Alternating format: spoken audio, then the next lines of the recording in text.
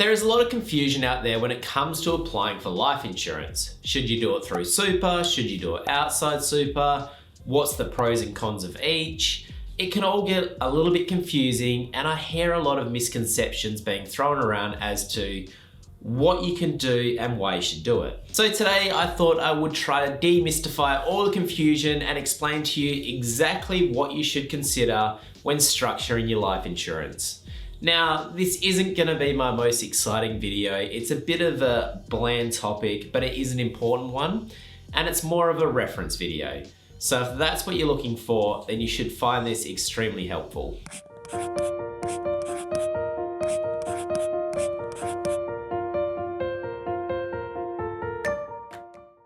Hello guys, Brad here from The Guided Investor. Welcome back to the channel for another video. If you're new here, consider hitting that subscribe button because I post regular videos about how you can do more with your money.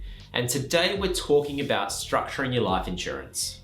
Firstly, when it comes to life insurance, there are typically 4 policies that you should consider, and they are as follows.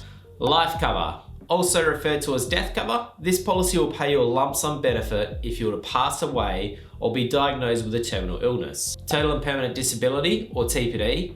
This pays a lump sum benefit if you were to become totally and permanently disabled and you're unable to ever return to work. Trauma cover, also referred to as critical illness. This policy will pay a lump sum benefit if you were to suffer a severe medical condition. There are specified conditions which are covered under this policy. And finally, income protection. This will pay you a taxable monthly benefit if you're unable to work due to accident, illness, or injury. Of all of these policies, basic life, TPD, and income protection can all be funded through superannuation if you want to. Trauma cover, on the other hand, cannot be funded through super because it doesn't meet a condition of release under the SIS Act. Now, I'm not going to go into the intricacies of the SIS Act because that's a whole new complexity, but just understand that you can't fund trauma cover through super. So of the 3 policies that can be funded through super, is this the best way to structure your policies? Well, to answer this question, there are a number of different considerations that we need to make. Obviously, you have to consider that any premium funded through superannuation is going to have a negative impact on your retirement savings. Now, you can counteract this by making additional contributions to your super to make up for the premium, but you have to make sure that you work within the contribution cap limits each financial year. Alternatively, if you fund the premiums outside superannuation, then you just need to make sure that you have ample cash flow to actually pay for the premium. But these are really obvious considerations. I think most people would understand these things. Let's dive a little bit deeper and have a look at the tax implications and also the implications on the restrictions of benefits when you're applying through super versus outside super. And in order to do this properly, we need to look at each policy individually. When structuring your life cover, it is important to consider the tax implications from both a premium deductibility perspective and also potential tax implications if a claim is paid. If you own the policy in your personal name, that is, you own it outside superannuation, then you're not going to be able to claim a tax deduction for the premium. But the upside of that is if a benefit is paid, regardless of who it's paid to, it's going to be paid out tax-free. There's going to be no tax implications on the benefit. If you own the policy through super, then the upside is that your superannuation fund is going to be able to claim that premium as a tax deduction. Now, the tax rate inside superannuation is 15%, so this essentially means that you're gonna basically get a 15% discount on your premium. Now, the downside to this is there may be tax implications when a death benefit is paid.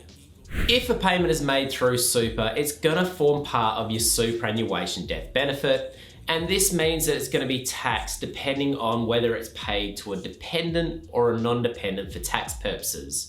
Now, this is a very complex area of advice, and I've done a video previously on it which covers it in detail, and I'll link that video below.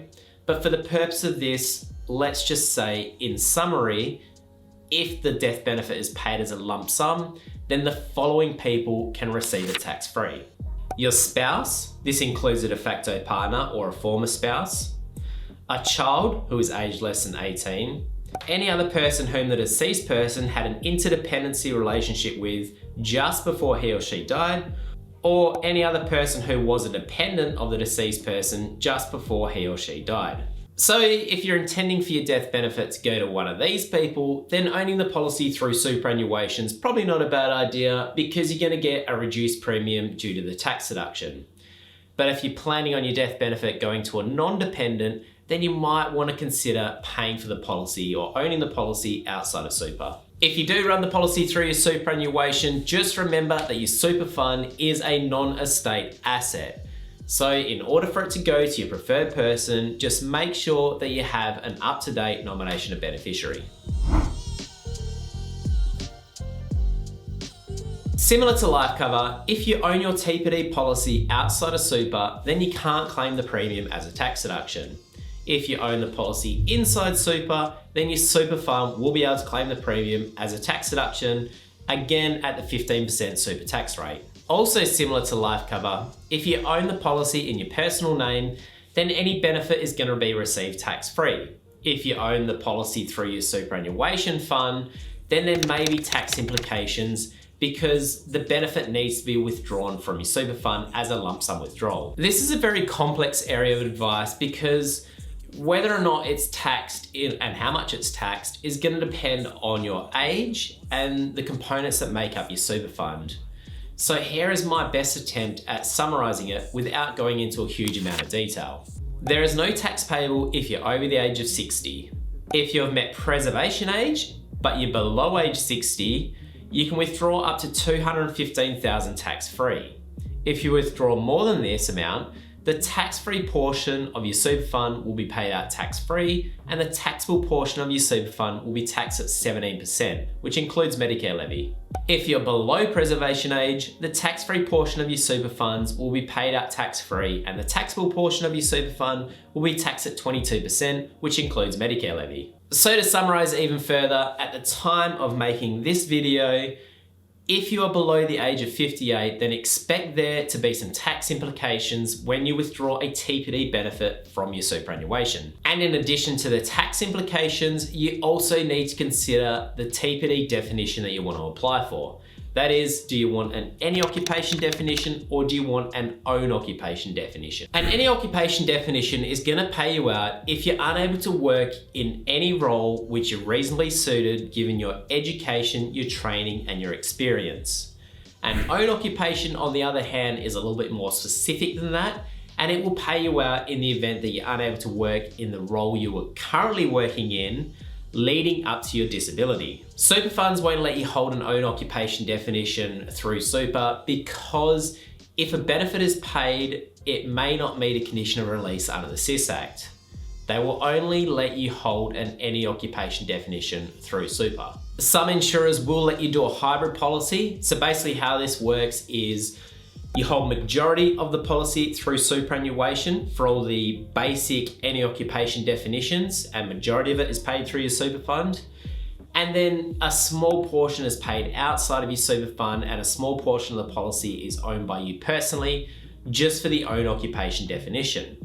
Now, this is essentially a way of getting the best of both worlds where you can claim, or your super fund can claim majority of the premium as a tax deduction, but you get the security of having an own occupation definition. Out of all the policies, income protection is the only one that you can claim a tax deduction for if you own the policy in your personal name and you pay the premiums out of your personal cash flow. Now, this means that for most people, it's going to be beneficial to hold your income protection policy outside of super because your marginal tax rate is normally a lot higher than the superannuation tax rate of 15%. Some people do still choose to fund the policy via their super and make a tax deductible contribution to their super fund to cover the cost of the premium, which in essence would give you the same personal tax outcome, because instead of claiming a tax deduction for the premium, you're going to claim a tax deduction for the contribution to super. Now, the only downside of this is that there are contribution cap limits, so you're limited to how much money you can put into your superannuation every single year. So sometimes it's better to save your cap limit for actually boosting your super balance rather than just using it to help cover insurance premiums which are funded through your super. If you make a claim on an income protection policy, then regardless of whether it's owned through super or by you personally, you're going to have to pay tax on the benefit. Now, where there is a big difference between a superannuation owned policy and a personally owned policy is in the ancillary benefits that come with some income protection policies. If you have a comprehensive income protection policy, it normally comes with a number of ancillary benefits. Things like nursing benefit, accommodation benefit, specified injury, crisis. Those kinds of additional benefits can't be funded through super because they don't meet a CIS condition of release. But again, there are insurers out there which will let you have a hybrid policy. So you can hold majority of the core income protection benefits through your super and pay a small portion of the premium outside super for those ancillary benefits. And alongside these ancillary benefits, you also need to make sure that you understand your income protection's waiting period, benefit period, and definition of disability. These are all very important aspects of an income protection policy, whether you hold it through your superannuation or outside your super. If you do decide to fund your insurance through your super, then many people are under the misconception that you need to use the default insurer that's offered by your super fund.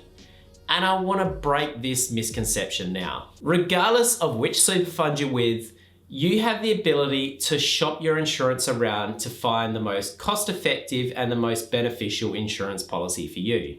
The only thing that's going to change is how they take the money from your super fund. If you go with your super fund's preferred insurer, then the premium is simply going to be debited like any other fund expense. However, if you go with an external insurer, the premium is going to be funded via a rollover. This means that once per year, your insurer is going to lodge a rollover request from your super fund for the amount of the premium. And the good thing is you still get the 15% tax deduction and it's actually paid up front. So when the insurer applies for that rollover, the amount is actually going to be less the 15% tax rebate. So it's good in a way that you get the tax benefit up front. However, there are a couple of things you need to be careful of if you decide to fund your premium via rollover. Firstly, I have seen a few super funds which have a minimum rollover amount. Now, this isn't very common, but it is something to look into before you decide to go down this path. But more importantly, there may be some implications if you're making personal contributions into your super fund. If you're making personal contributions into your super fund and you intend to claim those contributions as a personal tax deduction, then you need to lodge a notice of intention to claim prior to any rollover. And this includes a partial rollover for the purpose of insurance premiums.